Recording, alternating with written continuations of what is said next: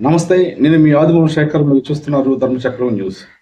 Neat, MBBS అడ్మిషన్లు, MBBS వ్యవహారాలు, వీటికి సంబంధించి ఏ సమాచారం అయినా మిస్ కాకుండా తెలుసుకోవాలంటే ఈ ఛానల్ను సబ్స్క్రైబ్ చేయండి.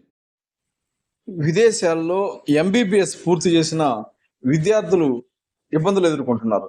ఇక్కడ ఇంటర్న్షిప్ పూర్తయినా కూడా వాళ్ళకి పర్మనెంట్ రిజిస్ట్రేషన్ పత్రాలు అందకపోవడంతో మరో అడుగు వాళ్ళు ముందుకు వేయలేని పరిస్థితి ఏర్పడింది. దీంతో ఆ విద్యార్థులంతా ఎన్టీఆర్ హెల్త్ యూనివర్సిటీ ముందు 2 రోజుల క్రితం ధర్నా చేశారు. దానికి సంబంధించిన ఒక వార్త వచ్చింది, దాన్ని చదివి వినిపిస్తాను.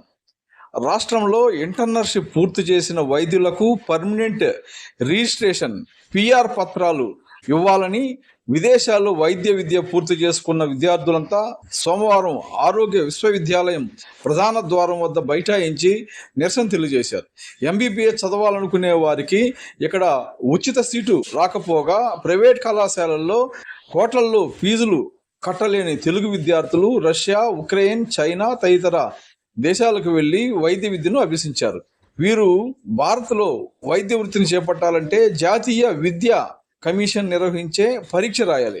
అలా ఉత్తీర్ణత పొందిన వారికే ఆయా రాష్ట్రాల్లో ఏడాది పాటు ఇంటర్న్షిప్కు అనుమతిస్తారు. అలా ప్రస్తుతం విదేశాల్లో చదివిన 70 మంది ఎంబీబీఎస్ విద్యార్థులు ఏడాది పాటు తమ ఇంటర్న్షిప్ పూర్తి చేసుకొని ఆన్లైన్లో రాష్ట్ర వైద్య మండలి పర్మనెంట్ రిజిస్ట్రేషన్ చేయాలని దరఖాస్తు చేసుకున్నారు.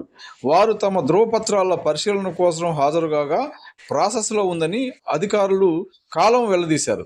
దీనిపై వైద్య విద్యార్థులు నిరసన తెలియజేశారు. కర్ణాటక, తెలంగాణతో పాటు మిగిలిన రాష్ట్రాల్లోనూ పర్మనెంట్ రిజిస్ట్రేషన్ సర్టిఫికెట్ ఇచ్చారని వారు చెబుతున్నారు. ఇక్కడ మాత్రం మెడికల్ కౌన్సిల్ ఏర్పాటు కాలేదని సర్టిఫికెట్ల జారీలో ఆలస్యం చేస్తున్నారు. దీంతో పీజీ విద్యకు, ప్రభుత్వ ఆరోగ్య శాఖలో ఉద్యోగాలకు దూరం అవుతున్నామని వైద్య విద్యార్థులు ఆవేదన చెందుతున్నారు.